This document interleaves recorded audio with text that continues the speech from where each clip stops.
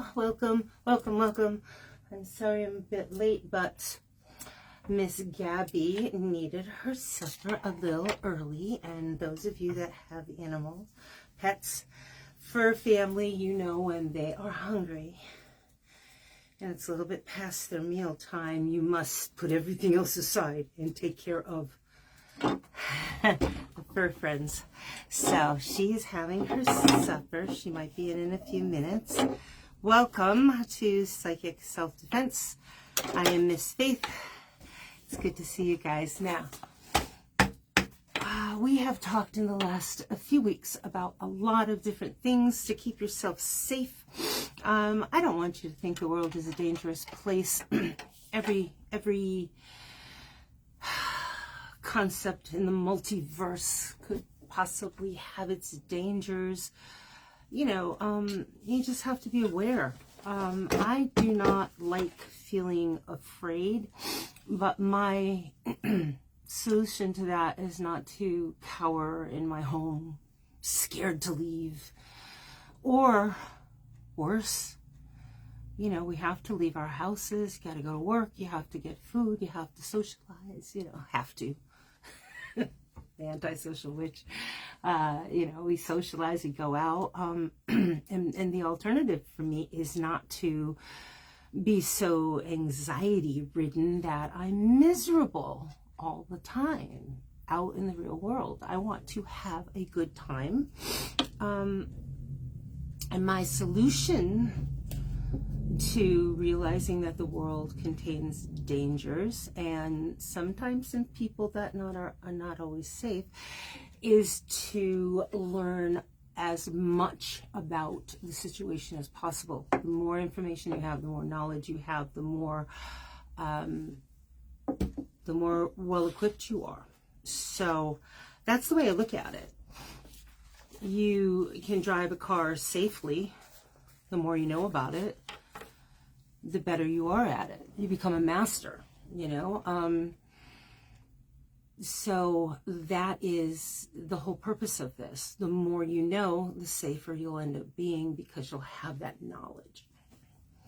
So what are we talking about today? Keeping safe inside of your home but outside your house. And that is the online world. We've created another multiverse for ourselves. And we live in a lot of them that we create for ourselves. They're not supernatural. They're not science fiction. We create them for ourselves. And the internet is a perfect example. Now, don't get me wrong. A lot of people, I've met them. They have the attitude, and I've met them. They'll see something online and you have to. It'll be a picture of this lovely little rustic cottage. It's out in the middle of, you know, the woods. It's in the middle of nowhere, just squirrels and bears and whatever. And, you know, and they'll have some silly little caption, you know, for $1 million, would you live out in the woods and for a year without any devices? And people are like, yeah, I'd do it without $1 million. Completely ignoring the obvious fact that you're actually looking at it on a digital device at that moment. And I'm going to call BS on every single one of you because I grew up in that world. There's a reason that whole Survivor show has become so popular. And I laugh when I see those shows because those aren't real. As soon as somebody gets some kind of a cut or an injury that might cause infection and death, they're freaking hell-evac'd right off of that island or that jungle or wherever they are to a civilized hospital. So it's not real. Don't kid yourself. In 3 months, you will run screaming out of that lovely little idyllic woodland gathering area, a cottage or wherever it is, getting back to civilization. We are creatures of habit. So as lovely as it is, it might be nice for a weekend, but you're going to want to go back to your Netflix. You're going to want to go back to your videos. You're going to want to go back to you know, not bringing in a cord of wood every single time it gets wet and damp and cold and nasty. That was my life growing up, splitting cords of wood. I mean, mountains. I actually don't, you know, mind the way I was raised, and I wouldn't redo it because it gave me incredible appreciation for all the wonderful things we have in the world right now. Oh my goodness, you know, you just go over and turn the thermostat and the heat goes up. You don't have to start a fire. And I mean, we had heat in the house, but we also augmented it with wood and whatnot. And it was much harder growing up on the farm. You had to work. The internet I use as a tool. I also use it for fun, but it's a multiverse. It's a part of our world that you want to take seriously.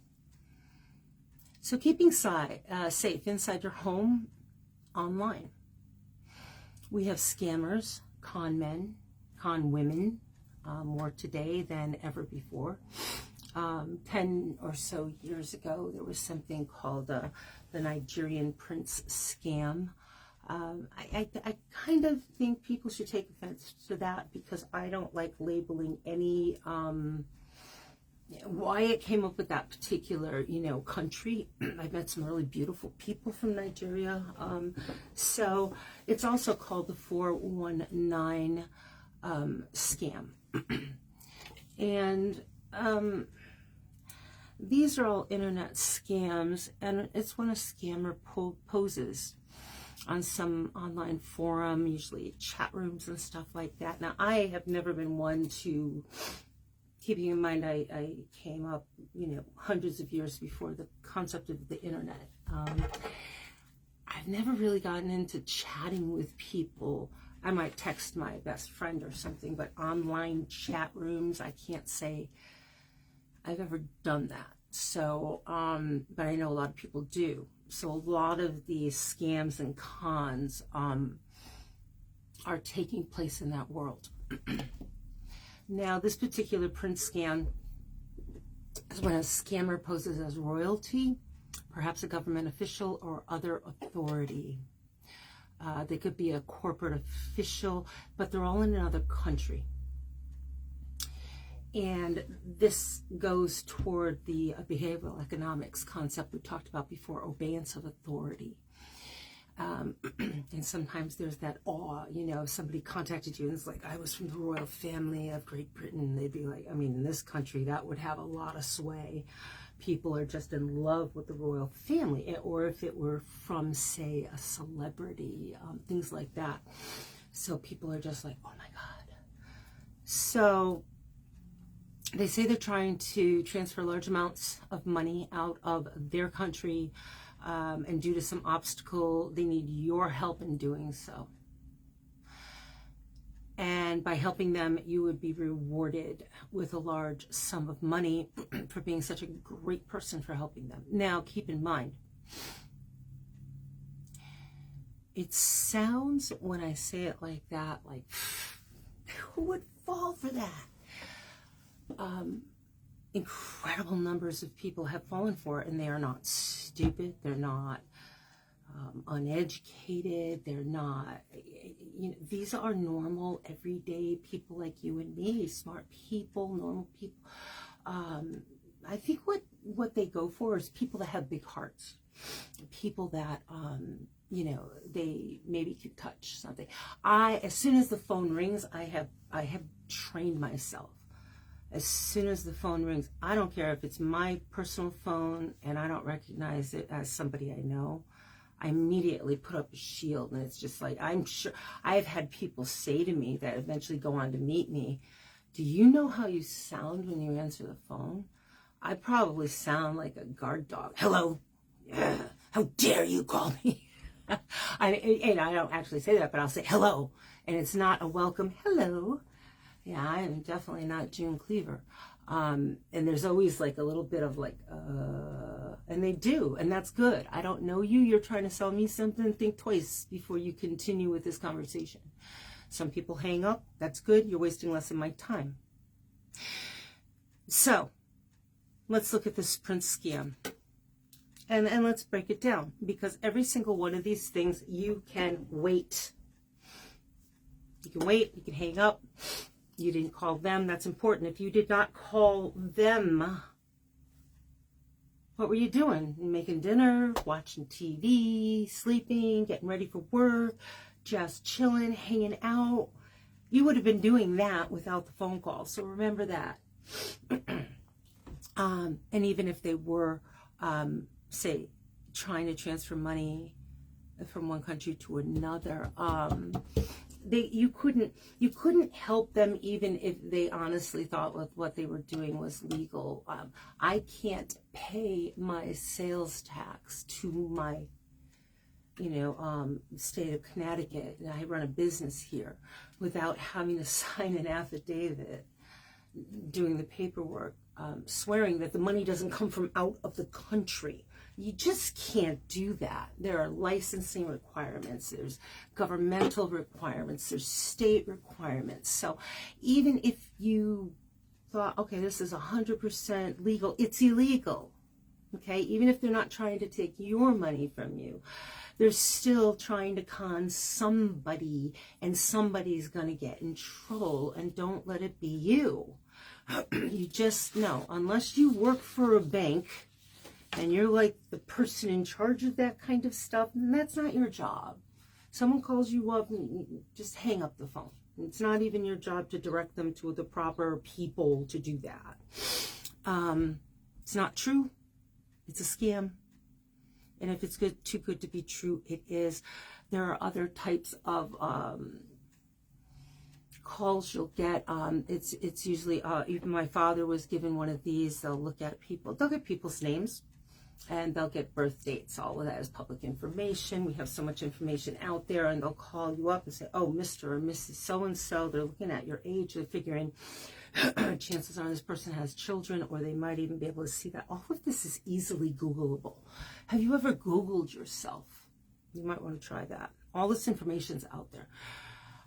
They'll call up somebody of a certain age and say, geez, your son, your daughter, your grandson, your grandchild is in the hospital. They're in jail. There's some kind of an emergency. And they will come up. Now, that's the first thing they do, is they throw a hardball at you and hit you. You're like, whoa, oh my God, are they okay?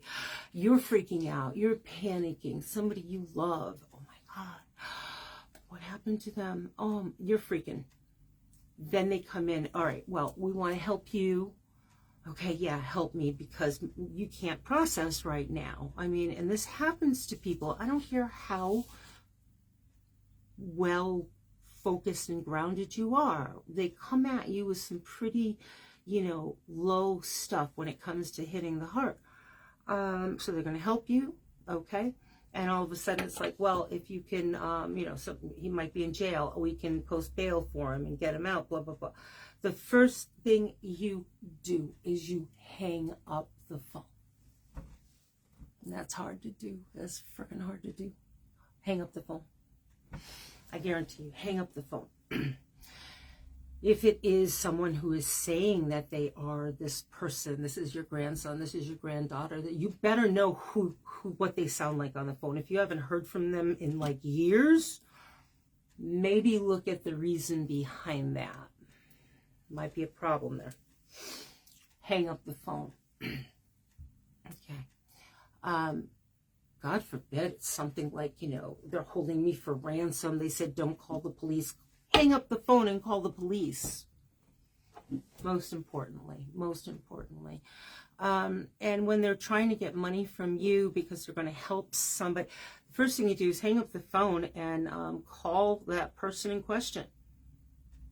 And you will most likely get that person. They'll say, hey, Grandma, what's going on? Well, where are you? I'm out having pizza with my friends. Why? How you doing? Everything okay? so many people have fallen for that because they go right where you have that fear. Happened to call, I think it was my dad, and it says something about a relative he didn't have. It's like, all right, no, I don't have that type of relative. So sometimes they're just shooting in the dark, and they're hoping to get somebody. And that's the lowest kind of criminal. Somebody that's going to prey on someone that is a protected class, elderly, and trying to get them scared and trying to get their money out of them, which is really low. Probably a scam. Anyway, so other things to be aware of is business investment frauds. We were just talking about the Prince scam. That one takes different forms now. We've got the 419 or pyramid schemes. That's the 419 scam. Hold on one moment. Oh, let me see what's happening here. Oh, look at that. All I had to do is get up, and I scared it enough. It just said, oh, better stop calling. She's going to pick up the phone. Especially talking about this. It's like, are you calling me? Well, the 419 is basically the same thing, trying to get you to help someone out. Remember to ask yourself, is this what I do for a living? Am I the finance manager or investments or, foreign money person at a bank? Chances are no. Why are they calling you? Then you have the pyramid schemes. Pyramid schemes, Ponzi schemes. Well, they're called Ponzi schemes because of Charles Ponzi. It was from Boston, Massachusetts, back in late 1910s, early 1920s, and he basically went from a dishwasher to a low-level criminal to basically coming up with the Ponzi scheme, which is a pyramid scheme. And what he did is he would go to people, fairly rich people, and he convinced them there was something called postal coupons you could get from other countries and, trade them for, anyway, one country's would be worth a little bit less or a little bit more than the ones here. And by buying up lots of them, theoretically, you could make money on your investment and things like that. And they were easy. They weren't that big, and you could transport them easily. And anyway, what he did is he used the idea, the concept. He didn't even have these coupons in hand. Went up to a number of people, and he told them about his investment idea.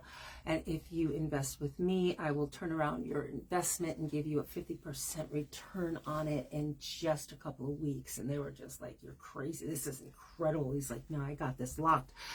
And it was kind of there had been a few other schemes like this, but not as well put together as his at the time. And what he did is he actually, in the first level of the Ponzi scheme, the investors, if you're one of the first lucky ones, you actually do get paid back. And what a lot of people did, though, it was so quick and it was so profitable. They're like, I could afford this, turn it around. You know what? Keep my money, reinvest it. Oh man, at this rate, I'm going to be the richest person in the world. Just keep reinvesting it. So the problem is, as a pyramid scheme goes, it is shaped like a pyramid.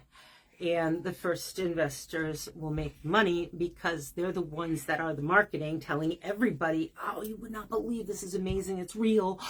I got my money back. I made so much on it. I even reinvested it back. And oh, this is great. And sometimes those investors got paid back a couple of times. And more people started paying in. The problem is the people on their lower levels that were paying in, all excited by the hype, they weren't getting paid back. Or if they did, they got a little bit, but not all of it. And eventually a pyramid scheme is going to, the people at the bottom are going to wash out and not make any money. And so there are still pyramid schemes around today. With Charles Ponzi, though, in just a couple of years, he had gone from a criminal dishwasher working restaurants all the way up to losing $20 million in 1920s dollars. And that would be in 2024 was the last accounting. That would have been about $314 million. And then he spent the rest of his life running and from the law and being in and out of prison and being just continually tried on different racketeering, confidence schemes. So pyramid schemes are still around today. Many regular people are pulled in, and you may indeed know some of these people. They're the people that you might know in your social group, your friends group, your family group. It's people, normal people that are out there, but they're always talking about another business deal, another great investment, another new idea. And they're always, oh man, I made money. I didn't lose. No, every time they're always making money on these deals. But you'll notice, though, they're never in one business or in one market for very long. They might have their regular job, but they're always in and out of these amazing, oh man, once in a lifetime deals. And if you know these people over 20, 30, 40 years, you start to realize, like, wow, yeah. These people are always kind of mixed up in that kind of thing. So, just wish them luck. Wow, that sounds awesome. Let me know how that works for you. But don't become a victim. No matter who's promising you the world, if they aren't a bank or a financial manager, keep your money in the bank. Telemarketing schemes, hang up. Just seriously hang up. I can't remember the last time anything really significantly good happened from a telemarketing scheme. And if you do get something good over the phone, the next thing you do, say somebody gives you something, tells you about a good concept over the phone. And I've gotten a few at work, but what I do is I take their information and I thank them, and then I do my research separately. And if their deal is as good as they say, you can go to a website, you can double check, you can call them back. Give yourself time. Give yourself time. There's no reason to rush into it. I actually had my internet at work once shut off for like 10 minutes because it's automatic payout of the bank, and there was some glitch along the way. I'm not sure, from the internet to the bank to me, I'm not sure exactly where it happened, but it was quickly corrected, but the internet went out, and I called the company, and they're like, yeah, well, we sent you some emails. I'm like, yeah, I archive those. I don't even pay attention to those. Scam. Well, we sent you a couple of bills, and I'm like, yeah, it's automatic pay, so I didn't pay attention to those. I do not trust anyone. It's just, so they shut it off. That caught my attention, and I'm like, all right. So I called them up, and we worked stuff out. I think I actually got a little bit of a deal on it, so worked out in my favor. Man, unless you're on fire, and I use that term just metaphorically, no. It has to be something, I can't even imagine something that would make me take out my credit card. I can't even think of anything that you can't give it time. Even if it's your best friend or your loved one that's in jail, you have the time to go there to bail them out yourself. Never give that money to anybody else. So, so be very, very careful. And credit card fraud. You may receive a call, hang up, receiving something in the mail. Be really skeptical. And when you do, this is what you do. Because I did get a call about my credit card being compromised. And it really was. But I said, thank you. I took down the information, which credit card it was, the company, the phone number they gave me. I did not call that phone number back. I thanked them and I said I would return the call. And then I took my credit card and I looked on the back and it had a regular number and then it had a fraud department number, and I called the fraud department number, which happened to be different. She'd given me her direct number. And I ended up speaking to whomever and we got it straightened out. You have the information. And if you don't, you have a phone in your hand right now. Look it up. It will save you potentially everything you have in your bank account, or identity theft. So, and what I did find out about that identity credit card fraud is a new scam that is going around, which is, they're all sleazy. So take your pick as far as a sleazy scam of the day. I had driven through a fast food coffee drive-through. I won't say names because it's not that place's fault. I mean, human beings, some of them suck. And I don't use my business credit card very often at all. So I know this was the only place I'd used it in like 3 months. So I didn't have any cash on me, and I'm like, all right. So I gave him my credit card, and then I got it back. I was probably, organizing stuff, so my Saturday morning coffee is like a few, so I have to organize stuff so I can put the tray, and wasn't actually keeping my eye on the card. I always get a slip back. Everything looked fine. What I found out later, long story short, is that there was something going around. People had been arrested, not because of me, I found out after the fact, that an employee had taken the card, kind of put it below the window, snapped a shot with their camera, turned it over, snapped a shot with their phone camera, quick, snap, snap, snap, snap, handed the card back to me. And the reason I knew all of it is it started because my credit card company called me up and was like, this $20 charge, we declined it, $20. Well, my credit card company knows me really well because it was at like a video arcade game place. Ugh, I couldn't even imagine. It'd be like me at a Chuck E. Cheese. No. It's just way too overstimulating. Just driving by those places are overstimulating for me. And they were like, yeah, we didn't think it was you. So we shut down the whole card. They issued me a new one. And that's another thing too. Don't override cards, quickly if you're using them in a weird place. Kind of have, let your credit card company know what your habits are. Maybe use different cards for different kind of things. My business one was definitely for business, and then that, at least they let me have my coffee. So anyway, so that was a credit card scam. When you do call up a credit card company, they will never ask you for your entire credit card number. They'll ask you for the last 4 digits. They'll never ask you for your whole social security number. So be aware of how they interact with you, and make sure you call them. And if you lose connection, make sure you know the name of the person you're speaking to if they're going to call you back, and if they call you back. Let me see.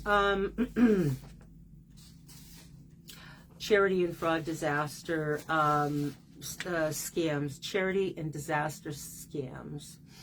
Some of the biggest scams, I hate to say it, are at cash registers. I know, doesn't that suck? And it's not necessarily, it's not like, I don't think it's ever the cashier's fault. They're just doing their job. They don't know if that dollar is really going into the United Fund for Homeless Children of the World. They don't know. They're just told to ask if you want to donate. Chances are, and studies have been done, that a very small percentage, if any, of those charities at the registers actually get to where you think you're going.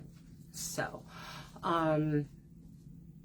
you can give your money to, charities that are legitimate. It just takes a little bit of, looking into. I mean, you have, established ones, St. Jude's and, stuff like that are legitimate, they're real. Or you might know somebody that has a personal GoFundMe or something, things like that, but rather than just giving $1, that's doing something for you psychologically to make you feel like you've done something. If you knew what was really going on, you'd probably be more mad at yourself than not. So, just that's for your information. I think donations and charities are awesome, and I'm a big proponent. I just like to go with ones that I know are legitimate. And disaster fraud. Unfortunately, natural disasters are becoming bigger and more awful. The problem is, and it's hard because, again, this is something that goes right to the heart. When there's a natural disaster, a fire, a hurricane, a tsunami, you name it, around the world, a war breaks out, something horrible happens. Within seconds, almost, you have online, on television, on the news, all these places, asking for donations. And a lot of times it's not money initially. It's, food relief and clothing and diapers and all of this. And it's like, boom, right out the gate. First week, these people are suffering. They need help.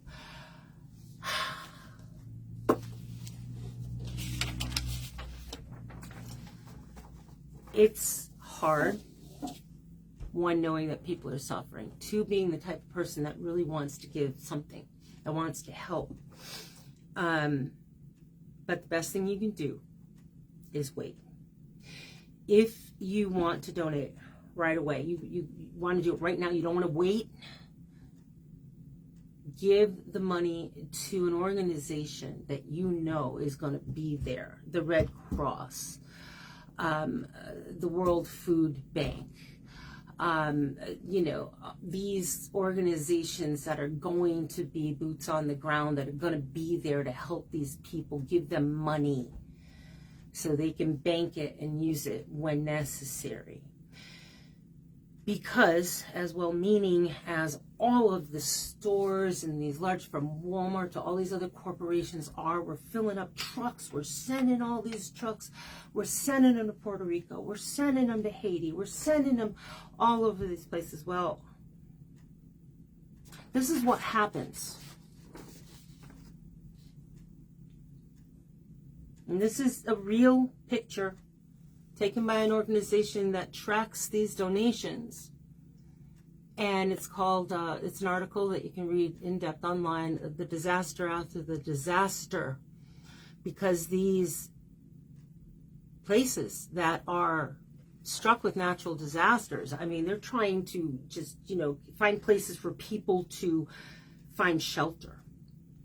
And now they're getting truckloads and plane loads of child's toys and boxes of clothes, and it's just like, man, these people need food and water, and this is not the way to deliver it to them. Okay, as well-meaning as people are, and I really wouldn't want anybody to not give if they have that charity in their heart, but we got to give smart, because this is happening around the world. As soon as we broadcast a disaster, people are just like, and this is what's happening to it. It's ending up in landfills, and it's making a natural disaster even worse. So money, a lot more compact, easily transferable, being sent to the main organizations, and find out which one is going to be working, or which ones are going to be working in that particular disaster area. And, send it to them, because they will make sure it is distributed properly at the right time, and it will get to the people that need it and not end up in a landfill, which is just a shame. I'm going to finish up. Cryptocurrency. I can sum that up in 3 words: fraud, scam, con. And it's not a pyramid scheme. Like, the people at the top get rich, the person at the top gets rich. Did you know you can actually go online and create your own cryptocurrency? Yep, I can make my own faith coin. And people are doing this every day, and I don't even pretend to figure it out, because it's all a scam and it's all a con. And if somebody is that good that they can convince their closest, soon-to-be ex-friends to invest, then they will make money, and everyone else will be really pissed at them forever and ever.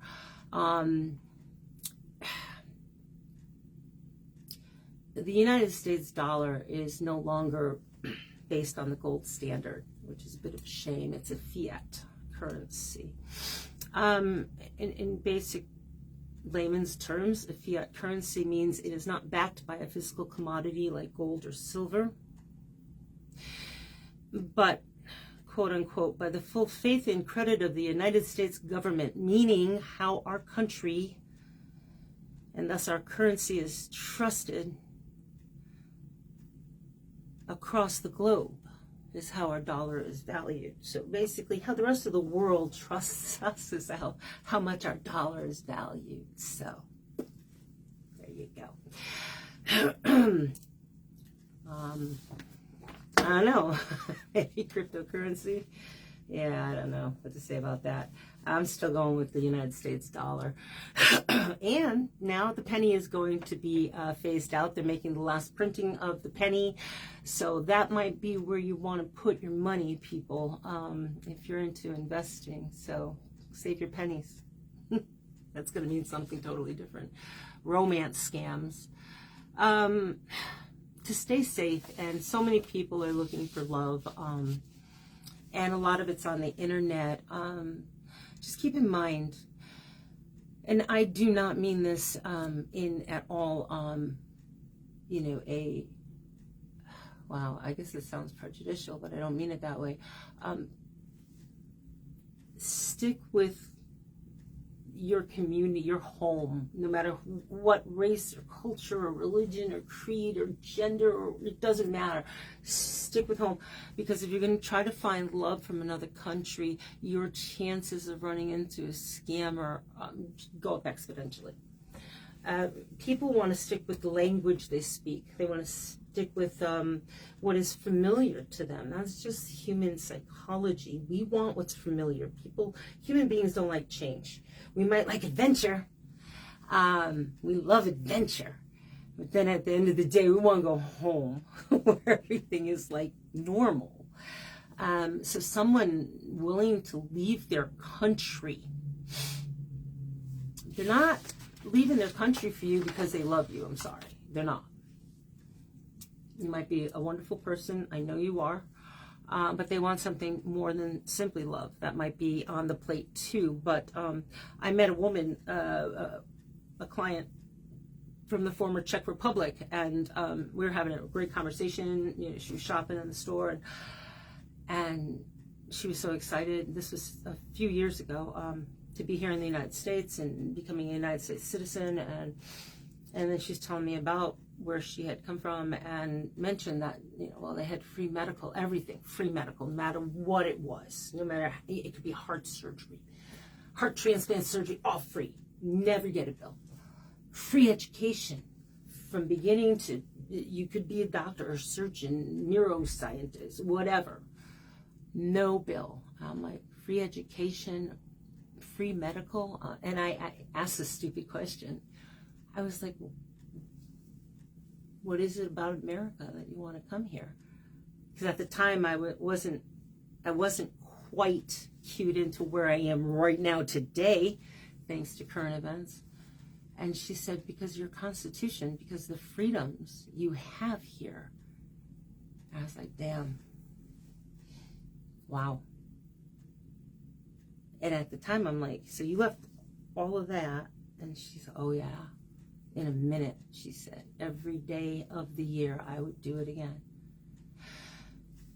So for those of us that, you know, had taken or are taking our freedoms and protections of the United States Constitution for granted, looking at it through the eyes, I love looking at our world through other people's eyes, you know, because it's just like, wow, that was a real wake-up call to me, you know, because a lot of us don't go around the world and see the United States from other people's eyes, and we listen to so many people bitch about the freedoms we have and the protections we have, and friggin' easy life a lot of us have, not living in a bombed out, you know, rubble strewn, you know, area of some part of the world, you know, knowing that we have food in the fridge,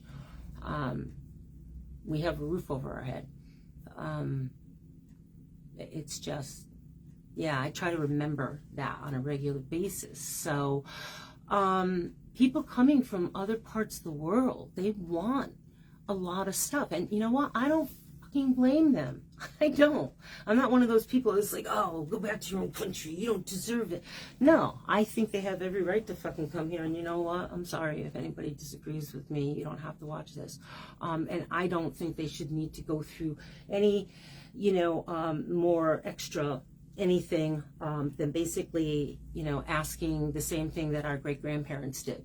I would like to apply for citizenship. Our great-grandparents, you know, had a system. We had 72 Ellis Islands around the United States in 1900. We could do that today. Put a hell of a lot of people to work. But for those that are watching this for safety and protection, meeting someone online, oh, okay, you're not your own Ellis Island. And you really don't have the position to, you know, vet people coming in. We do have people in our government that could do that safely for everyone. They choose not to. So be careful. I mean, people do want to come here for very good reasons. We have an awful lot that a lot of countries just would really like, no matter what you hear out there. So if you meet someone, and say you meet somebody here in the United States, and they're, you know, American and everything, and they meet you, the minute money is mentioned, I would really, really put the brakes on that relationship. Because it works the same way as many of the credit card scams. When somebody will hit a credit card, they might put a couple pennies onto a credit card account. And if it's not caught right away, then it gets past the algorithms of the banking system, and then they can put a $5 or a $7 charge on it, and then that gets through, and that's when the bigger charges get in, where it's harder for you to get them reversed because the little ones went through. So with a person, they're going to start by asking you for a couple bucks,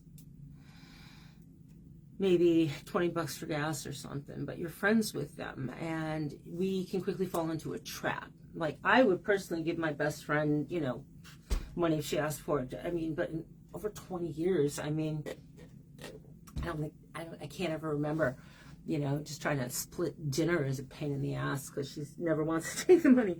So as soon as money comes up, if it's early in the relationship, I mean, like really early, like the first 5 years would be early for me.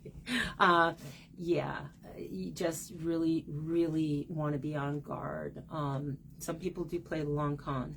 So especially looking at your personal financial portfolio, you have a house, do you have any kind of money? Do you have any kind of inheritance? Do you have any kind of, you know, how does the world perceive you? Do you put forth an image. Maybe you're very frugal, but you put forth like an image where you dress well, and you know, you maybe look a little bit more wealthier than some others. So people are only looking at the, you know, mask we put forward, and there's nothing wrong with that. There's nothing wrong with that. A lot of people, you know, pinch their pennies so they can buy the nicest shoes or the nicest, you know, clothes, and they, you know, take good care of them. They wear them for a long time. They're not really wealthy, but they might come across that way. And all you need is just let somebody in the door because you have a good heart, and they're going to take advantage of you. So, yeah, your brain makes a weird connection.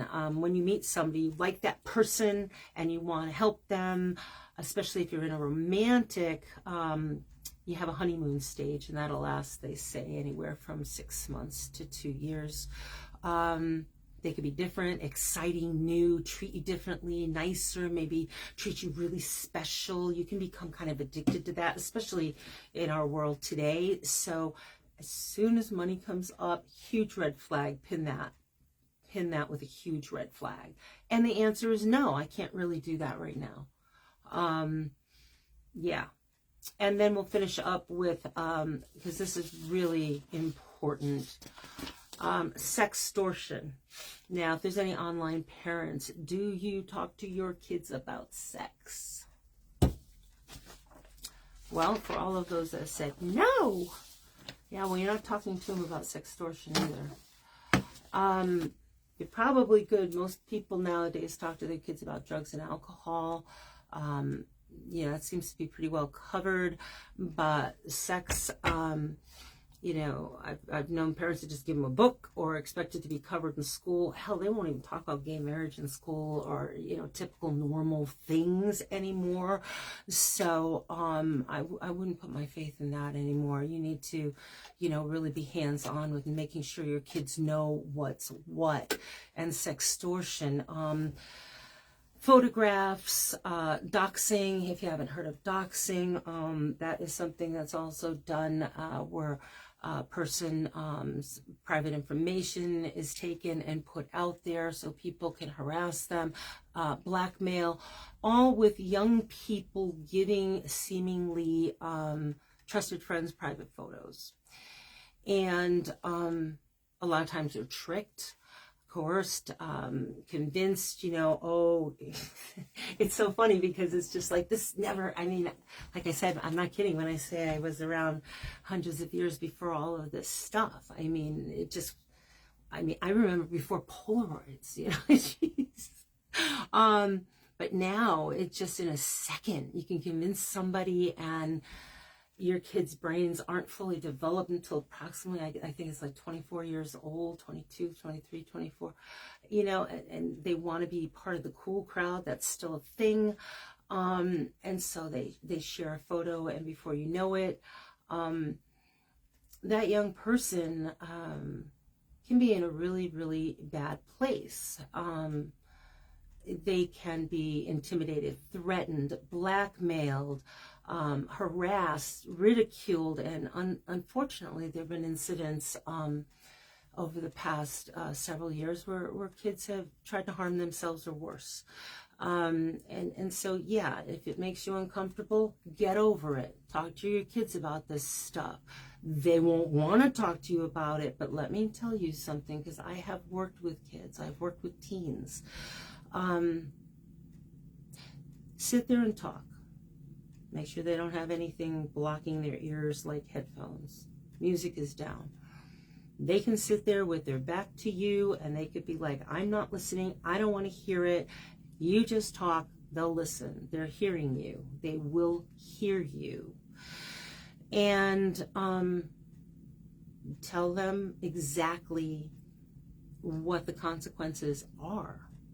Let them know. The biggest mistake I've known parents to make is to try to protect their children from reality and the truth.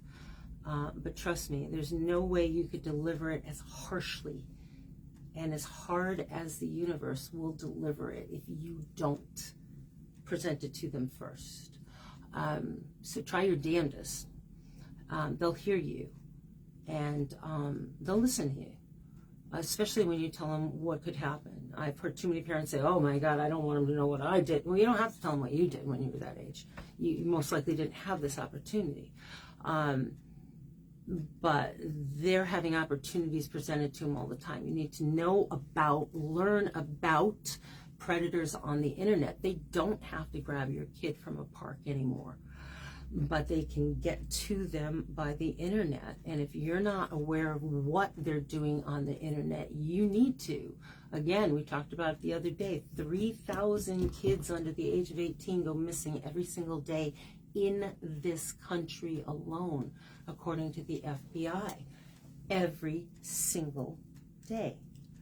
So tell your kids, let them know. Are they going to be scared? Yeah, good. Better to have them scared and alive and coming home every night, because look at the stuff they watch. It's hard to scare a kid. They'll be aware. They see something that they don't know. A kid is more likely to turn and run. An adult is going to be like, let me process this. I don't want to be seen as racist. I don't want to be seen as misogynist. I don't want to be seen as one of those kind of people. I don't know. Maybe he just really does. We're in our head. A little kid, nah, they're out. They're gone. They're already home before that bad person even looks at them twice. So, you don't underestimate kids. Kids have always fascinated me because they're smarter than adults 9 times out of 10. They just need the information. They don't have the information, they're not going to be aware of it. So, and unfortunately today we can't rely on schools. They won't discuss a lot of things, and bullying has only increased since I went to high school. So they need to have the information. So I hope this was helpful. Stay safe at home. The computer, as I said at the beginning, can be a very valuable tool.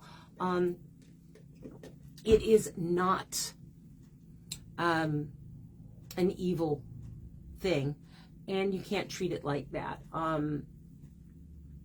People felt that way about the horseless carriage, wanted to stick with horses. And now we would be a different society if we didn't have automobiles and, that type of technology. And yes, the computer can be a valuable tool. Right now I'm taking credit-free online courses at Harvard. I still can't believe that. That's so awesome. But like any path, it can be wide and beautiful and full of adventure, or it can be dark and dangerous and full of threats. Just make sure you think about it when you're using it, and when something throws up that red flag and you're not sure, hang up the phone, don't answer the door, shut off that email, or don't even click on the link. If it sounds weird, just the headline, just delete it. Because if it's important enough, they'll shut off your internet for 10 minutes and then you'll call them and everything will be good again. And you might even save a few bucks on your bill. So anyway, all right, thanks guys. Thanks for visiting. I hope you have a safe rest of your night, and I will talk to you soon. Thank you. Bye-bye.